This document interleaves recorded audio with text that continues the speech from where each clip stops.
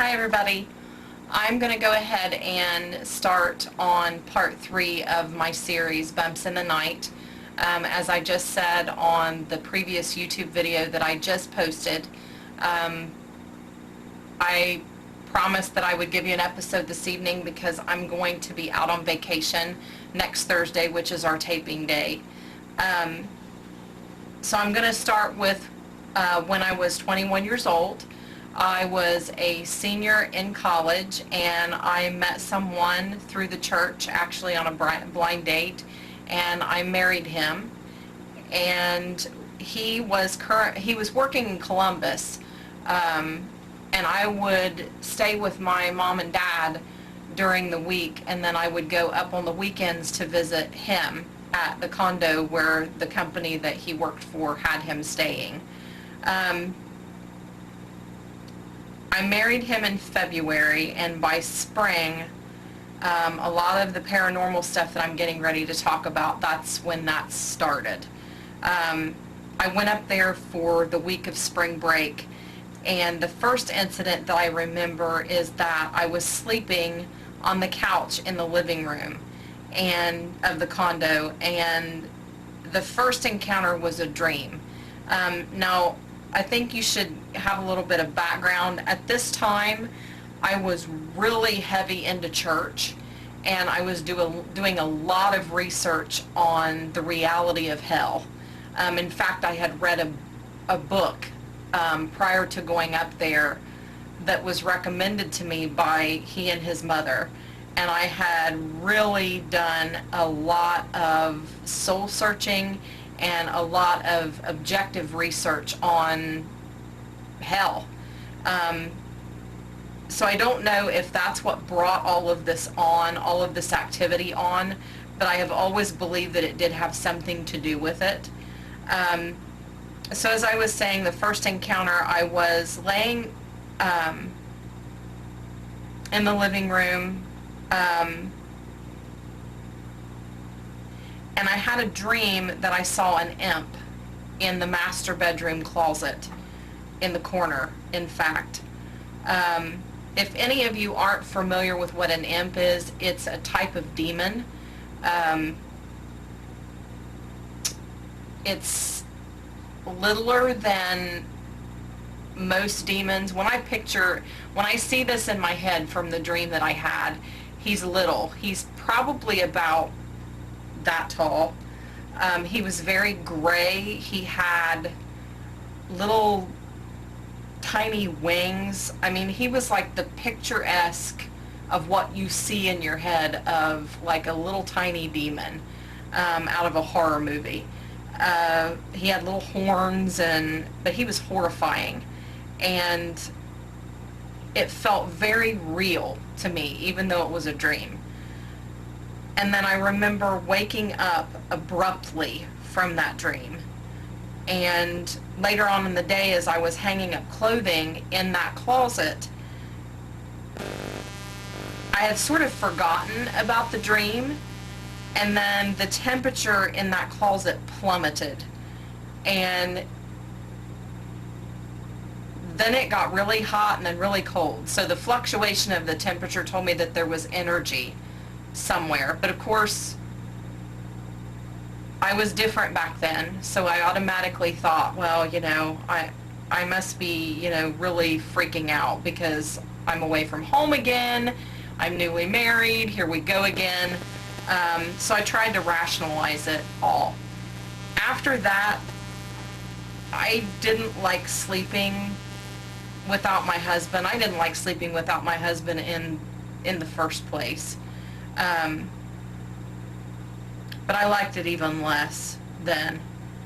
And I should backtrack. I actually had the dream while I was in the master bedroom. I apologize. I'm reading sort of from the blog while I'm talking to you and trying to get most of the details that I'm relaying to you off of the blog sheet. So I apologize for that, but I'm going to backtrack that I was actually in bed when I had that dream. And from then on, I slept on the couch after my husband would leave for work, because he left for work very early in the morning. The second encounter was again another dream. And this is going to sound very weird to you, but I've done a lot of research on cats and their significance in the spiritual world. The Egyptians believed that they were godlike and believed that they had these awesome powers to repel evil. And the second encounter I had, I remember seeing a tabby cat walking in the hallway of the condo towards the bathroom, and then when it reached the bathroom, it literally transformed into a man. There were no defining features on this individual. I just knew that it was a male, and when the man turned and looked at me, I remember thinking, how is this even possible? So the man opened the door, slammed it, and the slam woke me up. So it actually happened. My husband was gone. I was there by myself. We did not have any pets. We didn't have anything. I was there alone. The next morning, things got worse. I was laying on the couch asleep. The next thing I knew was that something was laying on top of me. I could not move. I could not think. I could barely think. I could not speak. I could not open my eyes. My hearing was impaired. It was almost like something had its hand over my mouth, over my eyes, and over my ears. And I was paralyzed, literally paralyzed. And I thought that I might be having a seizure. I had never had anything like this happen to me before, and it was horrifying. And then I smelled this stench that I cannot fully describe to you. The only thing that I know is it was a mixture of like sulfur and rot. It was disgusting. That's the only way that I know how to describe it to you. It was nasty. And I tried to pray, and the words would not come out. And I could not do anything to defend myself. I was completely helpless. And finally, I was able to get the beginning syllable of Jesus out of my mouth. And immediately, I was released. Whatever was in the room with me was gone. And I opened my eyes. I've got chills down the back of me. I can still feel and see all of this in my head. I opened my eyes. I felt nothing unusual. I saw nothing unusual.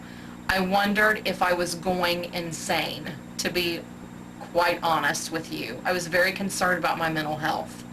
The housekeeper, there was a housekeeper that came over daily that was on staff at the condo. And I remember somehow we began speaking about all of these things to one another. And I don't know if it was something that she just knew wasn't right, or if my Creator told her, you know, you need to talk to this person, being me, that she needed to speak with me, because we just kind of started talking out of the blue about everything. And I finally sat my husband down and I finally told him everything that was happening. And he did not judge me. He did not think I was crazy, because he was also a very strong believer in the Christian faith.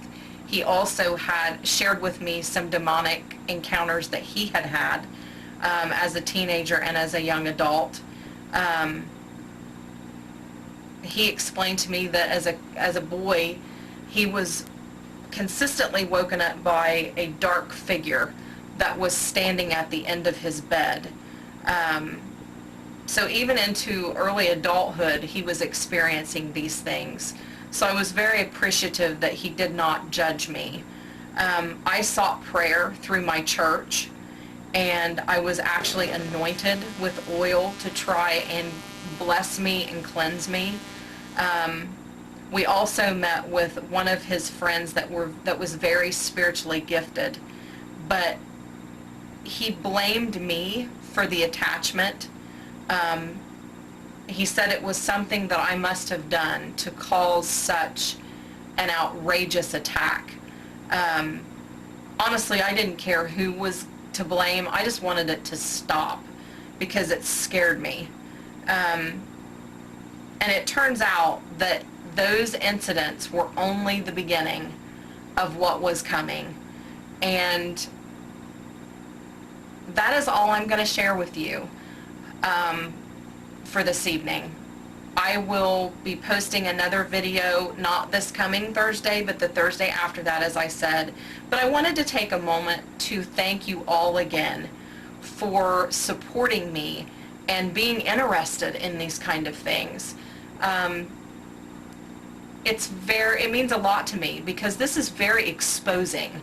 Anybody that does anything like this, you have to be open to criticism or someone saying, oh my God, she's freaking crazy. I promise you that I'm not. And that this was the beginning of the spiritual world opening up to me to give me an understanding of who I was, of the possible gifts that I possessed. All of those things were being open to me, but I always had questions. I always questioned the Christian faith. I always had more questions that I needed answered and that I could not find the answers to.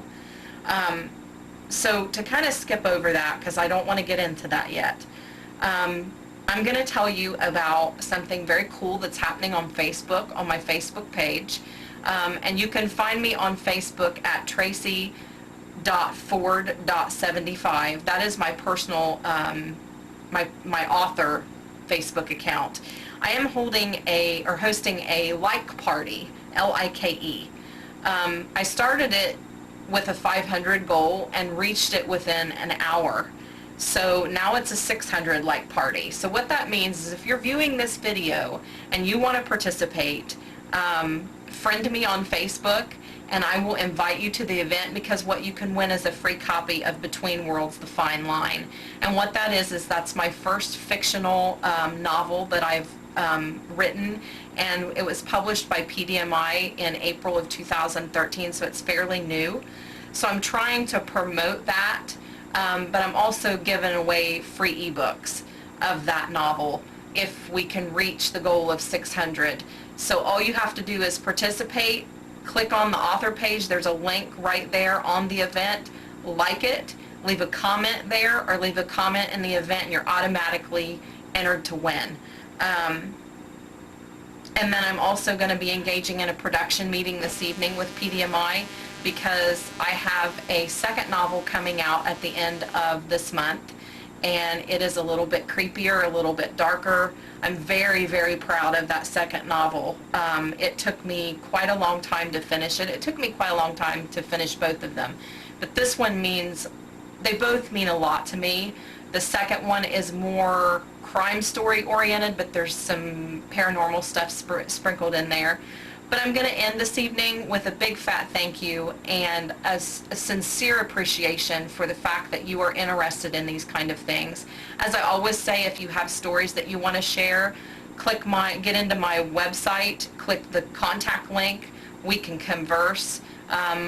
Your information is strictly confidential. I will not share any names or anything, but I will ask your permission to expound upon some questions that you have. Nevertheless, have a great evening. It's Friday here on the East, or in the Midwest.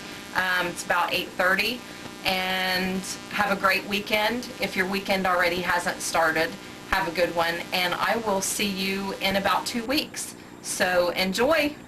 Love and light.